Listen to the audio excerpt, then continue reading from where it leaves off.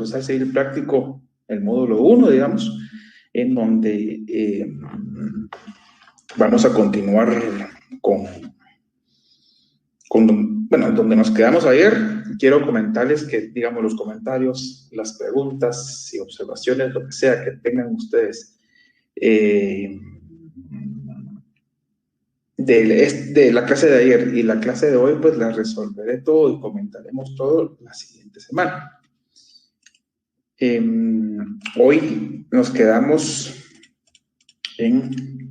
por entrar justamente al área de lo que es ya el derecho procesal como tal, y hoy vamos a ver todo lo relacionado a la jurisdicción y a la competencia, y vamos a ver también pues cómo esto está regulado en nuestra legislación, en especial pues la Constitución, la ley del organismo judicial y obviamente nuestro Código Procesal Civil, y cómo pues sí, digamos mencionar tal vez un poco de asuntos prácticos que suceden básicamente en el día a día en estos relacionados a asuntos de competencia, más que todo, temas que quizá en la universidad nunca los vimos, o temas que tal vez no pensamos, sino hasta que nos toca estar litigando, la pura verdad. Entonces, espero haya sido de su agrado la clase del día de ayer, y pues sin más que agregar y darle la bienvenida, pues empezamos aquí con donde nos quedamos ayer, básicamente, ¿verdad? Que es la importancia del derecho procesal.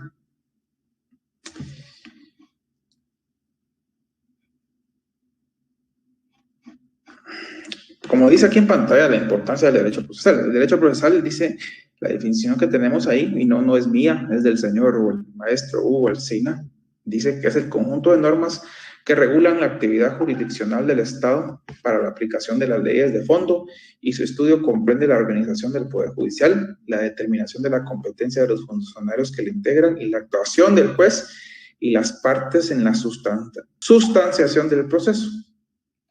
Como les decía, esta definición de derecho procesal es del maestro Hugo Alsina. ¿Qué nos dice del derecho procesal civil? Pues, o ¿qué tenemos del derecho procesal civil? Que es la rama de la ciencia jurídica que estudia la naturaleza, desenvolvimiento y eficacia del conjunto de relaciones jurídicas denominada proceso civil, definición pues que tomamos de Couture. Yo les diría, pues, agregando a esto, que es el conjunto de normas jurídicas, principios, doctrinas, teorías e instituciones que regulan las disposiciones generales, los procesos de conocimiento, los procesos de ejecución, los procesos especiales, las alternativas comunes a todos los procesos y los medios de impugnación. ¿Por qué es importante ahora, como bien dice el título, el derecho procesal? Es sumamente importante, puesto que nos dice o nos rige las normas que van a indicarnos o van a regular cómo se lleva a cabo X o Y proceso. Nos dan las reglas del juego, por decirlo en un término pues, relativamente coloquial, nos dan las reglas del juego de cómo debemos hacer valer ciertos derechos, más que todo pues derechos sustantivos que se hacen valer a través de derechos pues, formales, que son los derechos procesales, y es ahí donde entra pues obviamente el derecho procesal como tal. Ahora entrando un poco a la materia, que es la jurisdicción. Aquí un concepto, y vemos lo que dice ahí en pantalla, se deriva de la voz latina jurisdictio, que significa administración del derecho. Esta definición es proviene pues, de Manuel Osorio, en su diccionario de conceptos jurídicos.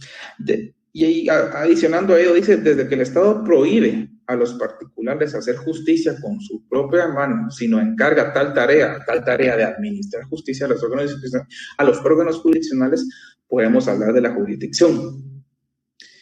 Vemos ahí en la segunda definición de Rafael en el segundo párrafo, dice, es la potestad para administrar justicia atribuida a los jueces. Interesante que este autor denomina la jurisdicción atribuida a los jueces, quienes la ejercen aplicando las normas jurídicas generales y abstractas a los casos concretos que deben decidir.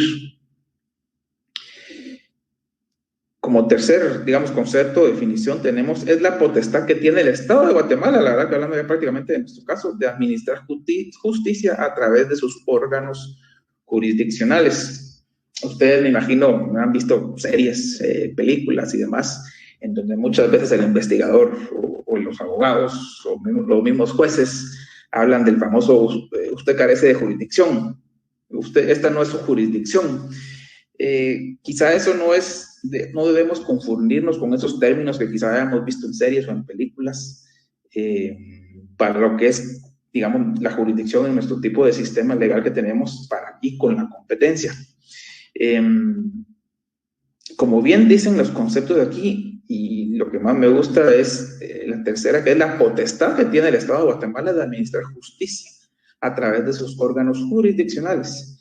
Hablaba un poco de la segunda definición de Rafael de Piña, que habla es la potestad para administrar justicia atribuida a los jueces. Él pues toma la definición de jurisdicción como algo exclusivo de los jueces.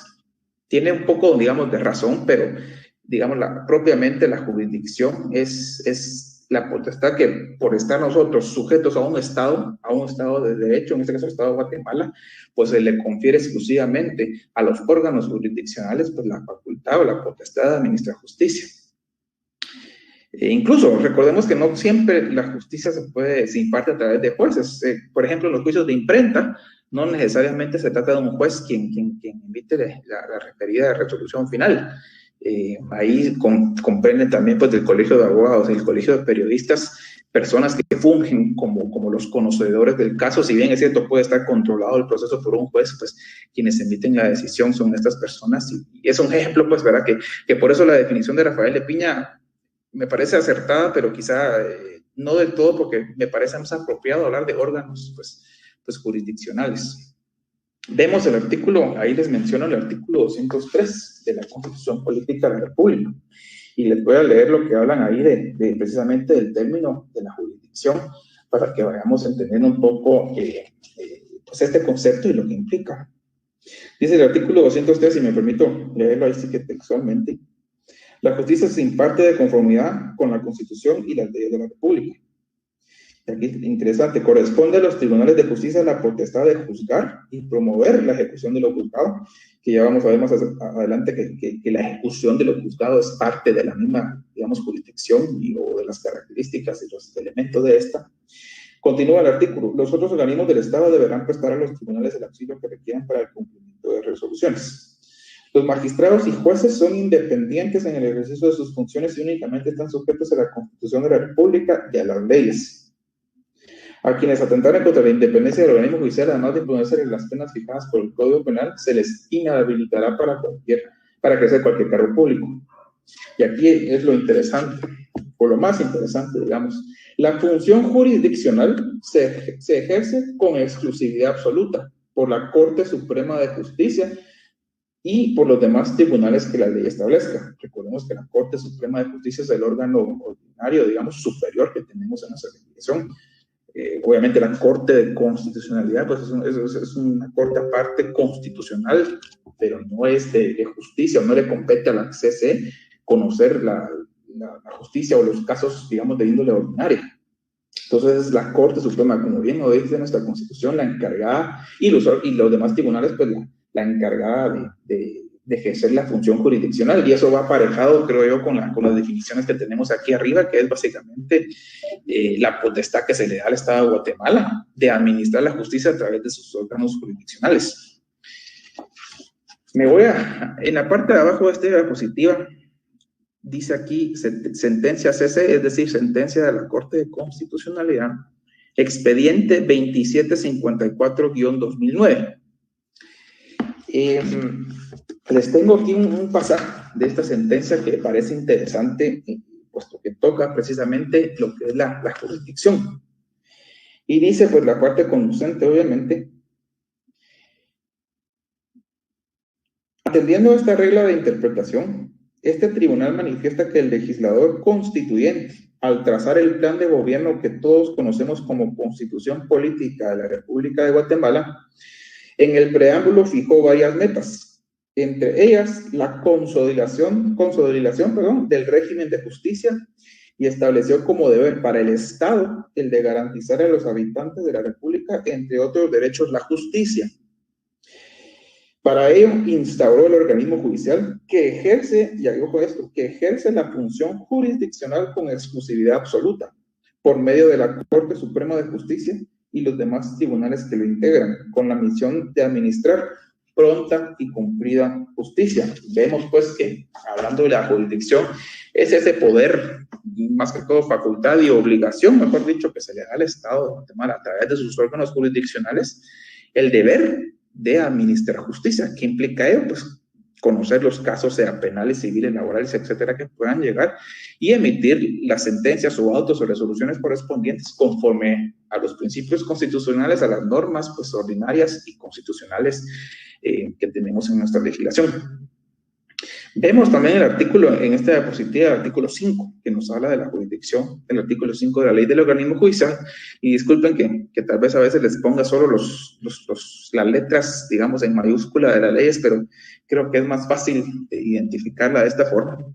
Y bueno, viendo este artículo 5 en su párrafo conducente, pues establece la justicia se imparte de conformidad con la Constitución Política de la República y demás leyes que integran el ordenamiento jurídico del país.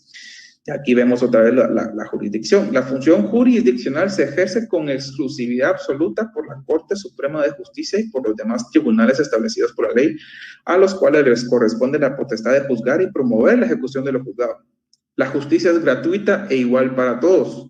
Ninguna otra autoridad podrá intervenir ni interferir en la administración de justicia.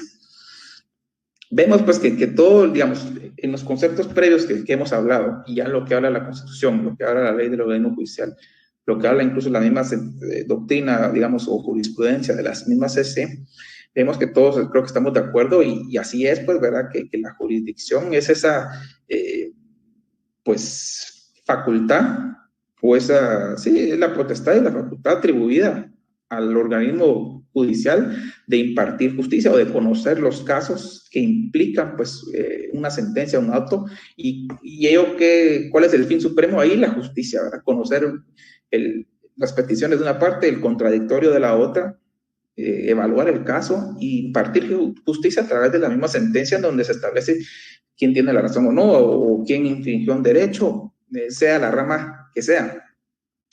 Les puse ahí abajo también el artículo 1 del Código Procesal Civil y Mercantil, que habla lo siguiente. El acápite del artículo es la jurisdicción de los jueces ordinarios y establece la jurisdicción civil y mercantil, salvo disposiciones especiales de la ley, será ejercida por los jueces ordinarios de conformidad con las normas de este código. Vemos pues que hablamos nuevamente que cuando ahí de la jurisdicción es la facultad de conocer ciertos asuntos civiles y mercantiles, le corresponden pues a los juzgados pues, de índole privativo o de índole pues, civil.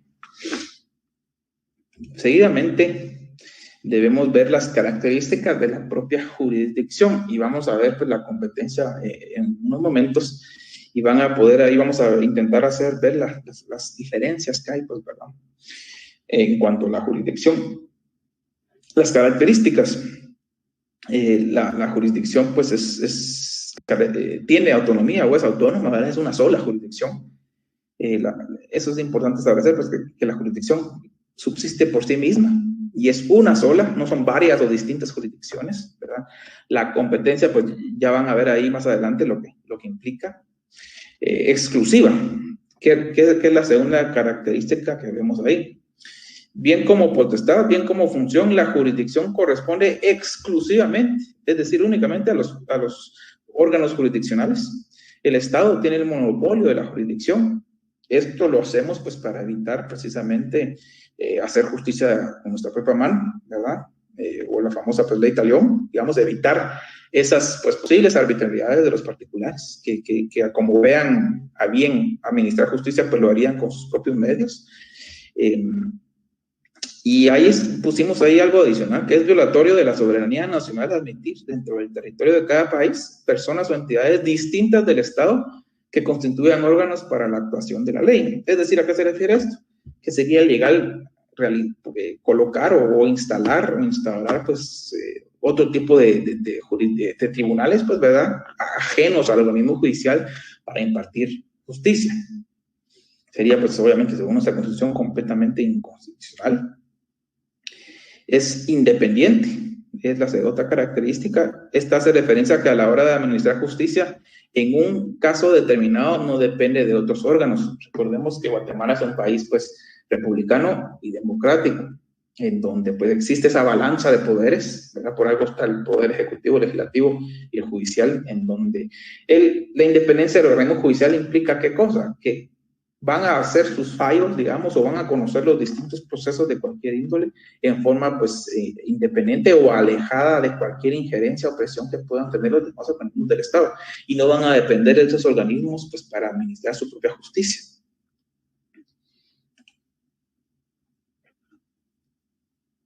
Es pública. La jurisdicción solo puede ser de carácter público, puesto que el juzgador a la hora de administrar justicia afecta consecuentemente a la sociedad, generando control social para la misma. Recordemos incluso que con la jurisdicción pues se crea jurisprudencia también, pues, ¿verdad? Que es pública, digamos, y es de aplicación pues para todos. Claro que cada caso es particular, pero esa es otra de las características. Y la unidad, que la jurisdicción es esencialmente única y por ende no admite divisiones ni clasificaciones. Esto es un poco relacionado a la autonomía que hablábamos al inicio. Es indelegable, es decir, debe ser ejercida por el órgano a quien se le confirió.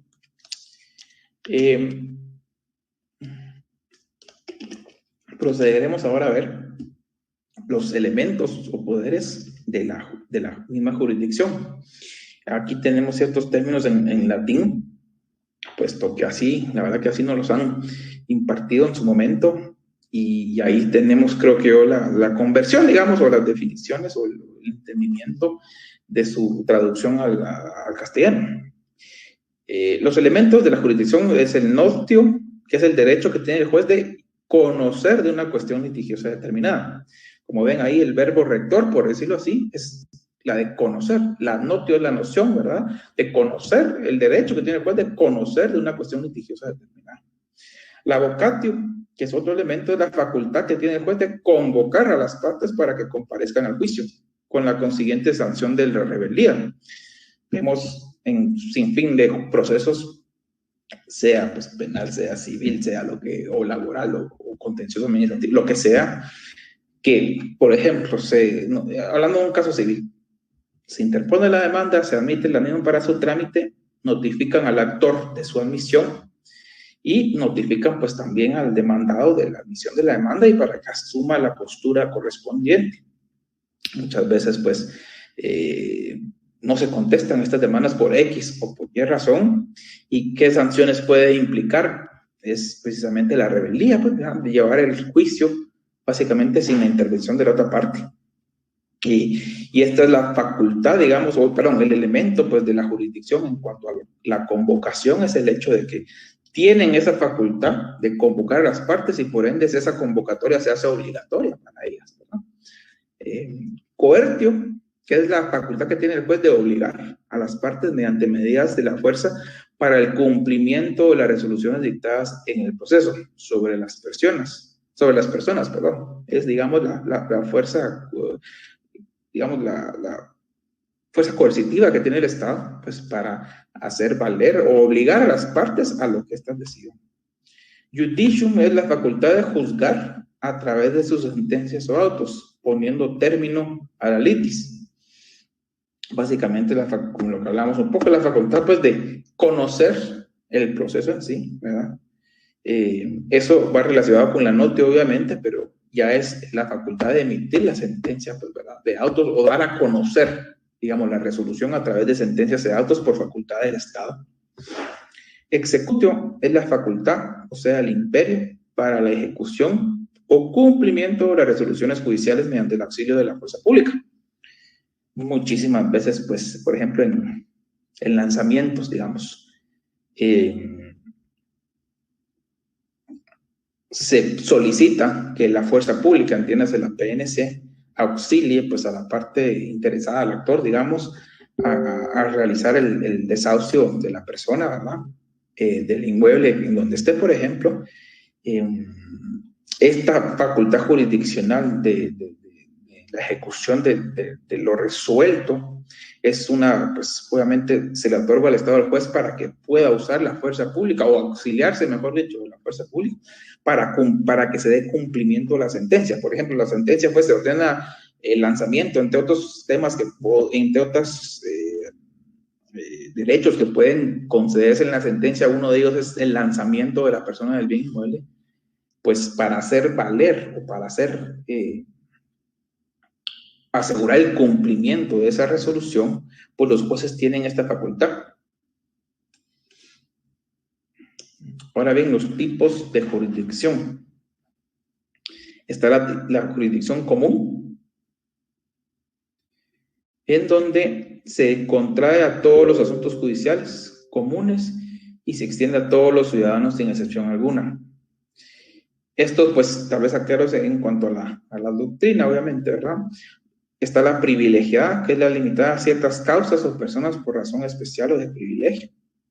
Está la jurisdicción ordinaria, que se da para todos los casos generales. Está la extraordinaria, es atribuida a la potestad de administrar justicia de autoridades judiciales distintas de las ordinarias.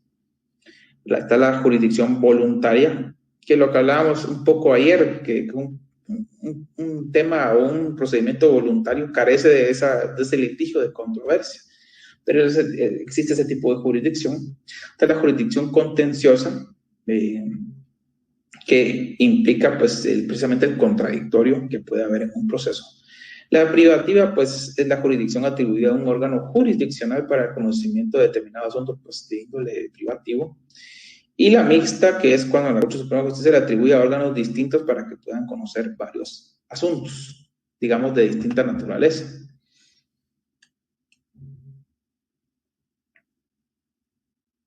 Vemos ahora lo que es la competencia, y entrando ya un poco a la competencia, y vamos a ver, voy a intentar aclarar ahí las diferencias pues, para con la jurisdicción. La competencia es el límite, eso es importante, importantísimo, de hecho, al momento pues, de cualquier examinación que tengan o bueno, cualquier escrito que puedan hacer, ¿verdad? Es el límite de la jurisdicción. La jurisdicción, pues, es el género y la competencia es la especie. Como hablaba yo anteriormente, la jurisdicción es un todo.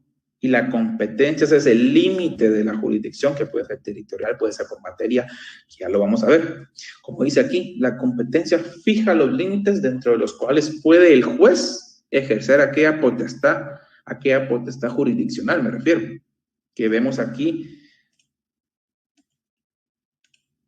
que son los límites que tiene para conocer un proceso, para convocar a las partes, para obligar, para juzgar y para ejecutar lo cumplido. La competencia se entiende como una aptitud del juez para ejercer su jurisdicción en un caso determinado. Lo básico del concepto de la competencia hace que ésta sea considerada como un presupuesto procesal indispensable para que pueda trabajarse correctamente la litis, debiendo el tribunal que no tiene competencia abstenerse de conocer en el asunto. Digamos, vuelvo a repetir, la competencia es un límite de la jurisdicción, y a nosotros como demandados, como demandantes, pues la ley nos fija parámetros para establecer a qué juez puede conocer mi caso y qué juez carecería de competencia de conocer el mismo.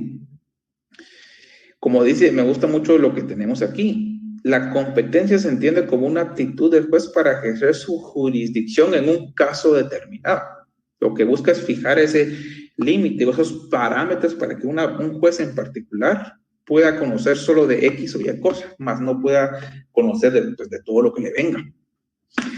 La definición de competencia que tenemos ahí en medio es la medida cómo se distribuye la actividad jurisdiccional entre los diferentes órganos judiciales, ya sea por la materia, por la cuantía, por territorio. Es la atribución a un determinado órgano jurisdiccional de determinadas pretensiones, con preferencia a los demás órganos de la jurisdicción y, por extensión, la regla o conjunto de reglas que deciden sobre dicha atribución. ¿Por qué existe? Pues para empezar esta competencia. Porque imagínense que tuviéramos un juez que conoce de todas las ramas. Es cierto, nosotros como abogados, en teoría, debemos de conocer el derecho. Y es cierto, pues lo conocemos. Pero creo que sería muy francamente mentirles que alguien pueda decir que es experto en todas las ramas del derecho. Hay derecho marítimo, derecho tributario, derecho procesal civil, derecho mercantil, propiedad intelectual, temas muy específicos, ¿verdad? Que alguien pueda venir a decirnos que él es un todólogo, que él conoce todas las ramas del derecho y sabe a cabalidad los procedimientos y cómo hacerlos valer, pues es pues, difícil encontrar a alguien así. Y su fundamento, como vemos aquí, es por la división del trabajo jurisdiccional, atendida a las diversas consideraciones de territorio, naturaleza del juicio, cuantía, etc. La competencia busca distribuir esa facultad jurisdiccional que tiene el Estado y dividirlo en ciertas ramas, materias y territorio para que, dependiendo de qué caso o qué naturaleza de caso se trate, el juez pueda conocer sobre ese caso particular, ¿verdad? Muchas veces me imagino han visto que de nada un juez que estaba mucho tiempo litigando, él conociendo, juzgados, digamos, civiles o procesos civiles, lo trasladan por facultad del organismo judicial, lo trasladan a impartir justicia en juzgados penales o juzgados de trabajo. Ven que al inicio hay una gran curva de aprendizaje del mismo juez, pese a que probablemente tiene una experiencia increíble en litigios civiles, pero ya moverse a otra rama del derecho, donde las reglas son distintas. Claro que los principios constitucionales siempre deben pues, de prevalecer, no importa qué rama sea, pero ya cuando se trata de una rama en específico, pues los procedimientos ordinarios, digamos, son distintos, como hablábamos el día de ayer. Entonces, se ve esa curva, se ve ese bajón, digamos, o ese filo que quizá tenían los civil, que cuesta un poco que puedan agarrar un poco de experiencia, de conocimiento en la nueva rama que están impartiendo. Entonces, pues, seguimos aquí con la competencia. Hablábamos un poco anteriormente, pues, en las mismas definiciones pues, de competencia, materia, territorio y todo. Las clases de competencia que tenemos es, por razón de la materia, es por la diversidad de los litigios en cuanto a su naturaleza, hace que por categorías se agrupen aquellos que tienen mayor analogía, apareciendo así los casos penales, los civiles, la competencia pues, de asuntos penales, civiles, de trabajo, de familia, contencioso administrativo, de menores, tributarios, que bueno, va relacionado a lo contencioso administrativamente, o económicos coactivos, como mirábamos ayer. Razón de la cuantía, hay competencias también por cuantía. Puede ser que exista un juez que conozca, digamos, casos civiles, pero por la cuantía, pues va a tener o no competencia, porque puede ser que sea un juez de primera instancia o bien un juez de paz. Razón de la cuantía, la importancia económica de los litigios. Determina mayores formalidades procesales para unos juicios y conocimientos diversos en cuanto a los tribunales jerárquicos. Hablaba cabal del juzgado de primera instancia, el juzgado de paz, pues no van a conocer los mismos procesos, o bueno, tal vez sí los mismos procesos, pero no su cuantía. Por razón del territorio, es otra clase de competencia, se refiere a que los jueces tienen plena jurisdicción en su territorio. La ejercerá sobre las personas ahí domiciliadas y sobre las cosas ahí situadas o sobre los casos que ahí se le presenten, ¿verdad? Territorio, pues obviamente creo que es un poco más fácil de comprender, que es donde esté situado el juez, ¿verdad? Si él tiene competencia para conocer territorio, ¿verdad? Por ejemplo, un juez de Escuintla, si él tendría competencia para conocer un asunto de Huehuetenango. Quizás sí sea un pacto de sometimiento de las partes y demás, que ya lo vamos a ver, pero en principio, pues sonaría algo, digamos, inusual que un juez en Escuintla conozca un caso que tenga que ver con ciertos derechos que se dilucían en Huehuetenango, o que tienen efecto, perdón, ¿verdad?, en Huehuetenango, por razón de turno. Se refiere a que jueces de la misma competencia a quienes se les fija determinados días para la recepción de las causas nuevas a fin de hacer una distribución equitativa del trabajo entre los mismos. Esto, bueno, lo vemos mucho en la práctica, que, digamos, los juzgados se dan de vacaciones, por ejemplo, entonces las demandas nuevas se las asignan al juzgado que sí esté de turno, digamos, o que no esté de vacaciones. Y bueno, por clases de competencia por razón de grado, se da en los sistemas de organización judicial con varias instancias, como en el caso, pues, nuestro caso, que tenemos dos instancias en nuestro proceso, ¿verdad? Apelación primera instancia y segunda instancia. Bueno, y hay procesos de única instancia, pues, obviamente, dependiendo del proceso que se trate, pero en los procesos civiles, pues, sí les diría que tenemos esa doble esa doble instancia.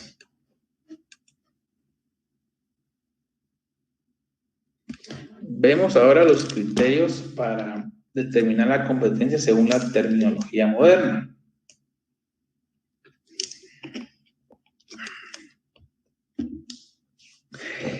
La competencia objetiva se deriva del valor o de la cuantía de la reclamación o la naturaleza de la misma. En esta se encuentra la determinada por razón de la materia y por razón de la cuantía, que son materia y cuantía, son tipos de competencia que tenemos en nuestra legislación. La competencia funcional, tal vez les aclaro algo, la competencia efectiva, funcional, territorial y por conexión, pues son términos doctrinarios, pero lo que de igual forma se aplican a casos en concretos, por decirlo así, o a lo que establece nuestro Código Procesal Civil. La competencia funcional deriva de la organización jerárquica de los tribunales y las funciones que cada uno realiza. O sea, que tiene, por razón de la función que se ejerce, puede participar de la establecida por razón de la materia y aún de la llamada competencia territorial. Dentro de esta clase de competencias se incluye pues la llamada competencia por razón de grado. ¿A qué voy? Que yo puedo tener competencia material de la causa o el tipo de proceso que voy a conocer, y también territorial y también jerárquico. La competencia territorial deriva de la extensión del territorio y de la subsiguiente necesidad de dividir el trabajo de los órganos jurisdiccionales de un mismo grado, según criterios que en cada caso determina cuál de ellos es el más idóneo para el conocimiento pues, del proceso. Obedece a un criterio económico inspirado en la conveniencia de que el proceso se desenvuelva en aquel lugar donde su costo sea menor para los dos o para alguno de los litigantes.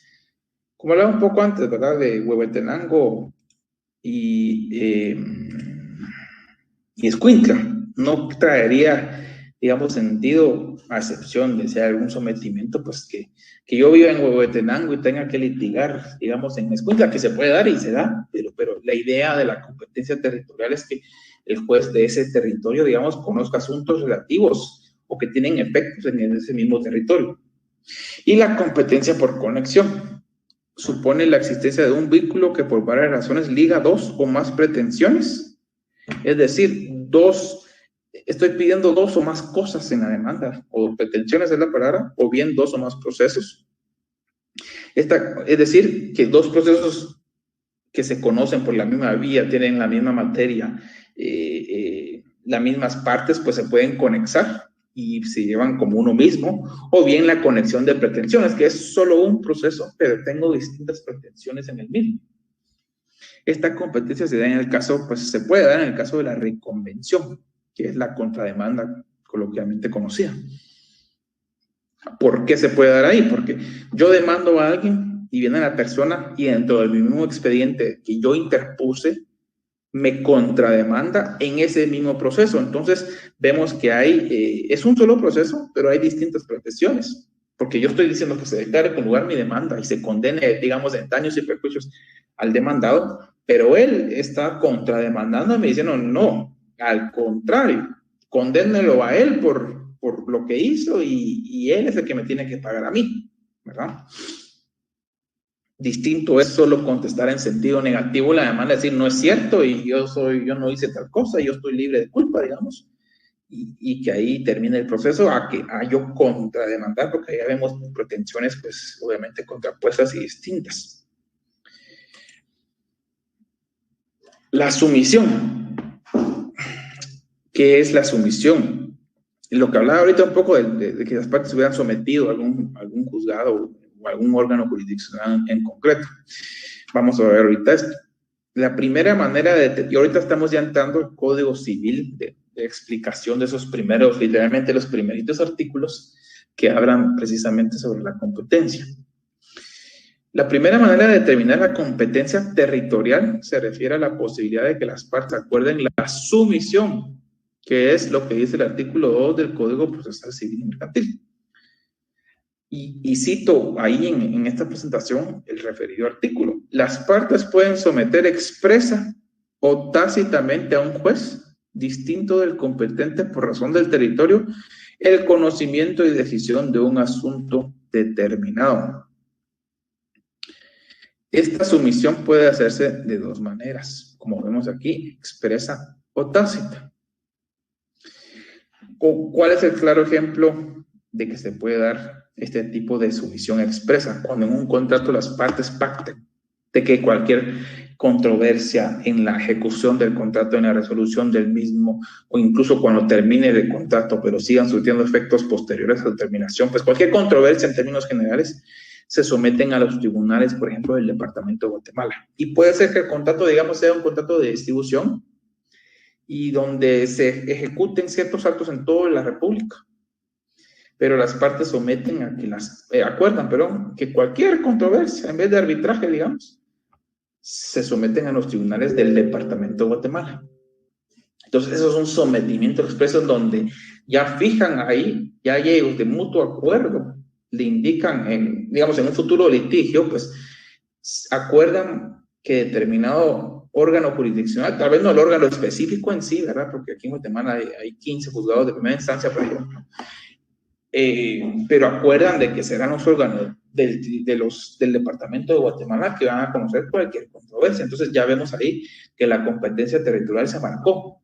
Si va alguna de las partes a demandar, digamos, a Escuintla, algo relacionado con ese contrato, la contraparte o la parte demandada perfectamente podría interponer en una excepción previa de incompetencia, indicando de que ese órgano jurisdiccional del Departamento de Escuintla no es el competente, puesto que hay un pacto de sumisión, tal y como lo dice el contrato.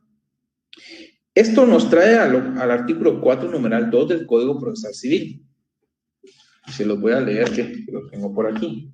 Se prorroga la competencia, y en el numeral 2 dice, por sometimiento expreso de las partes, lo que hablaba, ¿verdad? De lo que hablábamos, de plasmar en un contrato que determinada controversia se conozca ante determinado órgano jurisdiccional, o bien puedo pactar que la controversia se dilucide a través de un tribunal arbitral, ¿verdad?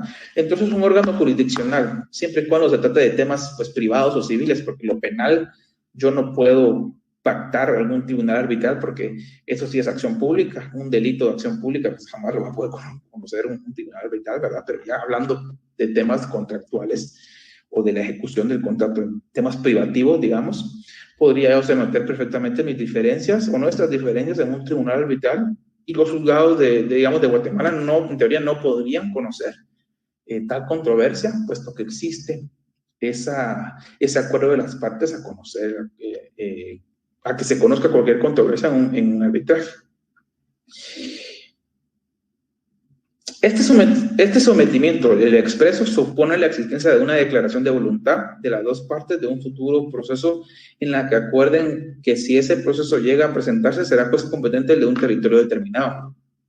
Normalmente este sometimiento se realiza como una cláusula dentro de un contrato y para todos los litigios que surjan en el futuro respecto a la ejecución del mismo contrato, o dos, como un contrato independiente que se admite en otras legislaciones de modo expreso y entonces con relación a algún conflicto ya suscitado entre las partes. Es decir, las partes acuerdan en un contrato de documento aparte someterlo a determinado territorio, la controversia.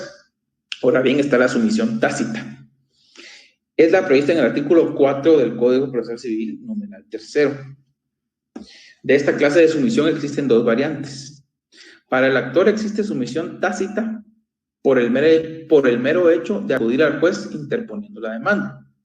Puede ser que el actor sepa que si yo interpongo la demanda en el Departamento de Guatemala y según las reglas de la competencia que vamos a seguir viendo, procedí a interponerla, digamos, en el domicilio del demandado, que es en Escuintla, yo como actor, sabiendo eso, la interpongo aquí en Guatemala. Y ahí puede haber un tipo de sumisión tácita, puesto que yo sé que su domicilio es allá y la interpongo aquí, pero esto va un poco de la mano con el numeral 2. Para el demandado, por el hecho de no formular incompetencia como excepción previa de las sumisiones, pues tanto la expresa como la tácita constituyen la primera manera de determinar la competencia territorial. Y es visto que en cualquier caso se trata de la voluntad de las partes, los cuales puedan disponer de este tipo de competencia. Vemos en el artículo 4, numeral 3, por contestarse la demanda sin oponer incompetencia, se prorroga la competencia. Entonces, en el caso que les ponía, si yo demandé en Escuintla y el demandado tiene, digamos, demandé en el departamento de Guatemala, el demandado tiene su domicilio en Escuintla y le notifican la demanda y él vive en Escuintla, allá recibe la demanda y le dan sus X cantidad de días para contestar la misma, y en vez de poner incompetencia como excepción previa, simplemente contesta la demanda, o bien interpone otro tipo de excepciones que no ataquen la competencia pues, territorial.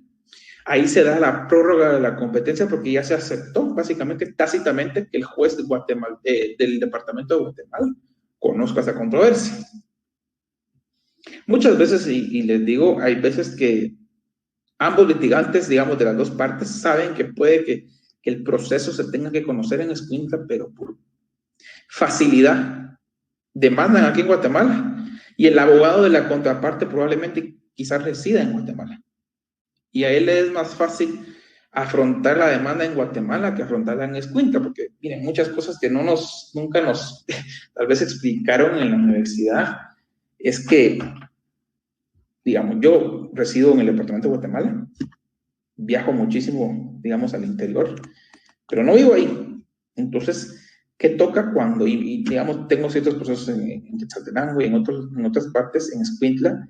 ¿Y qué pasa con estos, cuando tocan esos procesos de esa naturaleza ahí o allá? Que hay que contratar, digamos, abogados, hay que tener contactos de confianza, digamos, de abogados de confianza me refiero, que puedan recibirme notificaciones, que puedan avisarme de alguna notificación. Claro que ahora está el casillero electrónico, pero a mí en lo personal yo no lo uso aún, por motivos personales, digamos, pero son temas que hay que considerar porque si me toca de manera en que Quetzaltenango, yo soy abogado aquí en la capital, pues voy a tener que subcontratar como de lugar, ¿verdad? O como un amigo, o un conocido, o buscar un referido que me pueda apoyar un abogado allá, con temas quizá de procuración, con temas de recibir notificaciones, con temas de que me avise y yo hago el memorial aquí y quizás se lo envío y él lo firma, o se lo envío por cargo expreso, etcétera. No sé, son cositas que quizá no nos ponemos a pensar, pero cuando ya nos toca en la práctica, hay veces, y pues a lo que iba al punto inicial, ¿verdad? Que puede ser que los dos abogados sepan que esto se tiene que dilucidar en Escuintla, pero ninguno interpone incompetencia porque a ambos les conviene, quizá o les es más fácil litigarlo aquí, digamos, ¿verdad? Hay veces que es todo lo contrario, el abogado prefiere a puro tubo que sí se conozca donde debe conocerse y se interponga la excepción correspondiente.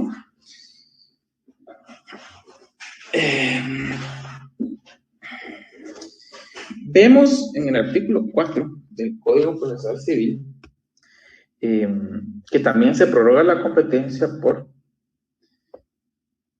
la reconvención cuando esta procede legalmente, ¿verdad? Que lo que hablábamos un poco de contrademandar y es el mismo juez que está conociendo la demanda que va a conocer de la misma, de la contrademanda, por la acumulación de demandas, ¿verdad? Pueden haber dos procesos, uno en un juzgado primero y en el otro juzgado tercero, y se acumulen los procesos, entonces solo va a ser, digamos, un juez que va a conocer el proceso y ahí se prorrogó la competencia pues, material probablemente o incluso también territorial. Y por otorgarse fianza a la persona del obligado, que como ahí lo principal o lo que solo sigue la suerte de lo principal, pues por eso aplicaría ahí la prórroga de la competencia. Volviendo al tema de las reglas legales de la competencia, estas se encuentran reguladas, como hablábamos, en el Código Procesal Civil. Del artículo 7 al 11 del Código Procesal Civil vemos la competencia por razón de la cuantía y por razón del territorio del artículo 12 al 24. Esto es importante lo que tenemos aquí en pantalla que dice la determinación de la competencia. La competencia se determina en el momento que se acude al tribunal ejercitando la acción procesal. Desde el momento que yo interpongo la demanda, estoy pues intentando determinar la competencia porque puede haber, como les decía, la excepción de incompetencia. Además, dice el juez de oficio debe inhibirse de conocer cuando de la exposición de los hechos aparezca que no tiene competencia para ellos. ¿Qué pasa en la práctica? La verdad que, y de hecho me pasó hace unos meses que yo por estrategia pues quería demandar y demandé aquí en la ciudad capital en vez de demandar en Quetzaltenango. Y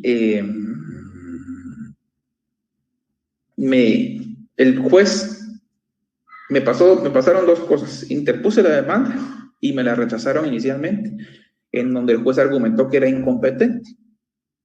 Entonces, en vez de impugnar y no quise, y en parte supongo que tenía razón el hecho que no era competente, más no tenían razón en haberla rechazado, lo que hice es volví a presentar la demanda al día siguiente y afortunadamente logré que se admitiera la demanda aquí en el departamento de Guatemala.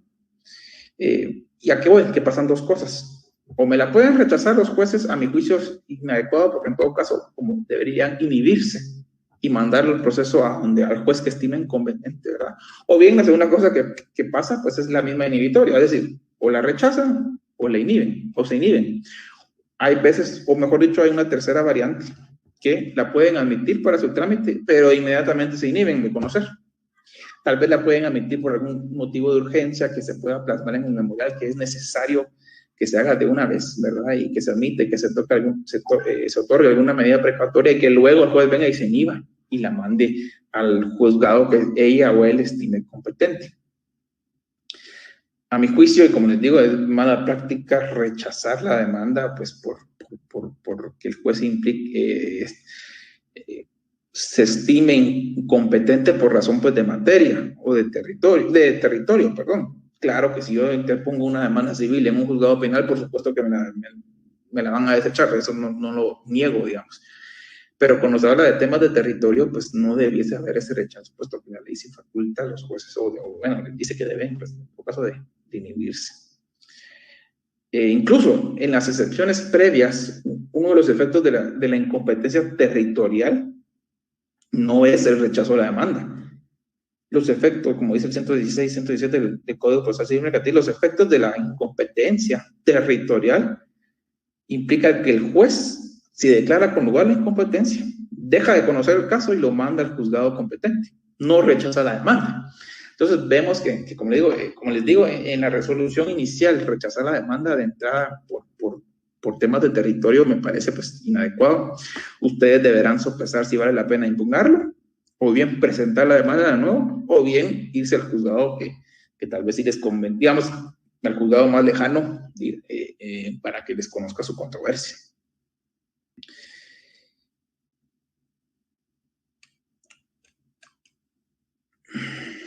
Yo aquí les puse y les recalqué un poco nuevamente lo que es la competencia, ¿verdad? Para que estemos claros en lo mismo que es un límite de la jurisdicción. Y la jurisdicción, pues, es la facultad que tienen los jueces de juzgar, ¿verdad? Y vuelvo a repetir esto y tal vez suene repetitivo, pero es importante, pues, conocer pues, ambos términos o conceptos y la diferencia de los mismos. La competencia es el límite y la jurisdicción es la facultad que tienen los jueces de juzgar.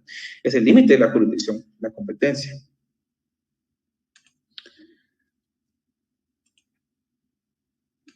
Ahora bien, ya hablando pues de nuestra ley, ya lo hemos tocado un poco, pues está la competencia pues, por territorio, por materia. Por territorio se refiere pues al departamental y municipal. ¿Por qué divido o se divide ahí departamental o municipal? Puede ser que únicamente aplique la competencia departamental, puesto que no hayan más juzgados de primera instancia en un municipio, digamos, ¿verdad? O bien puede ser que sí existan distintos juzgados de primera instancia en un solo pues, municipio. Perdón, en distintos municipios de un solo departamento. Está también la competencia por materia, que es lo que hablábamos ya, que es la materia penal, civil, familiar, laboral, económico, corporativo y demás. El grado, que eso hablábamos los jueces de paz de primera instancia, tal y como lo dice el artículo 101 de la Ley del Organismo Judicial, este juez conoce pues, el juzgado de paz, la ínfima y la menor cuantía. El juzgado de primera instancia conoce de mayor cuantía los asuntos de jurisdicción, todos los asuntos de su jurisdicción voluntaria y los asuntos que tienen un valor indeterminado. La segunda instancia o las salas de apelaciones pues conocen las apelaciones y en algunos casos en los que existen procesos que solo se llevan en la sala. Está también la Corte Suprema de Justicia que conoce pues ciertos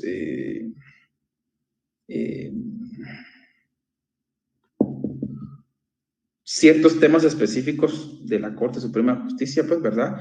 ¿Qué sé yo? Conflicto de competencia que pueda conocer. volviendo a un tema a las salas de apelaciones, pues ahí conocen, por ejemplo, amparos en contra de los jueces de primera instancia exclusivamente. Conocen las salas de lo contencioso administrativo, pues conocen exclusivamente en única instancia un proceso contencioso administrativo, ¿verdad?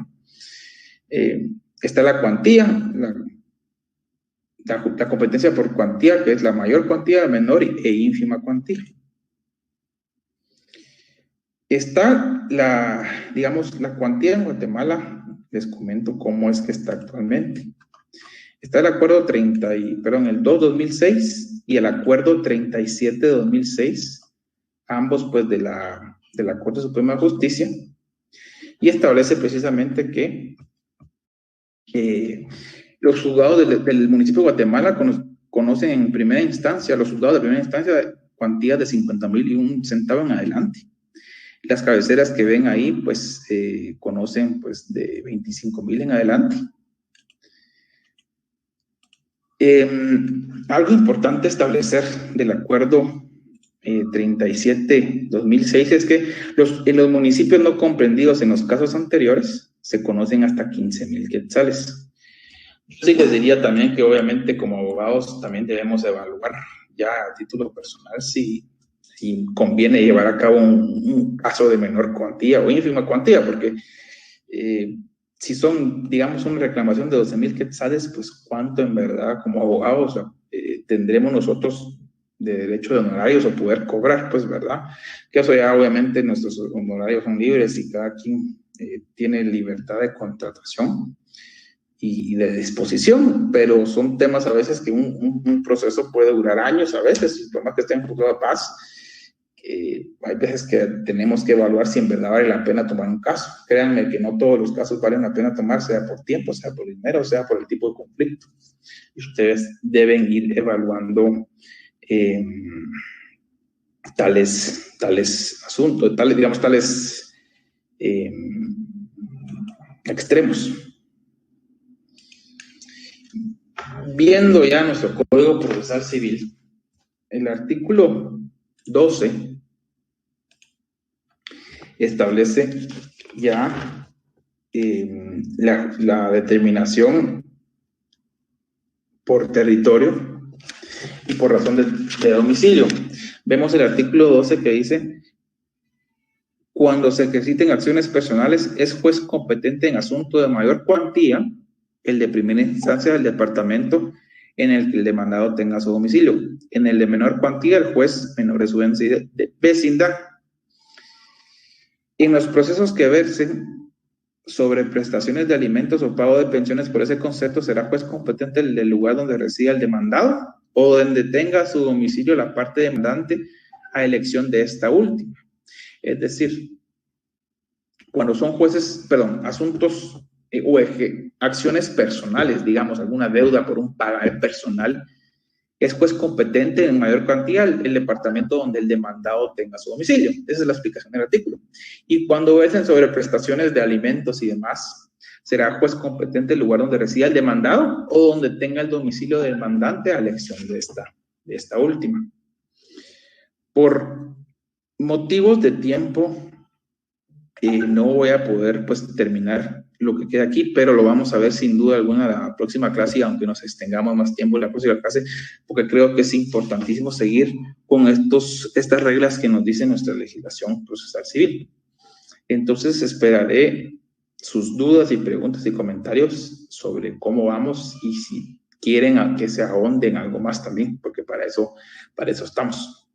Que estén muy bien y nos vemos el próximo miércoles.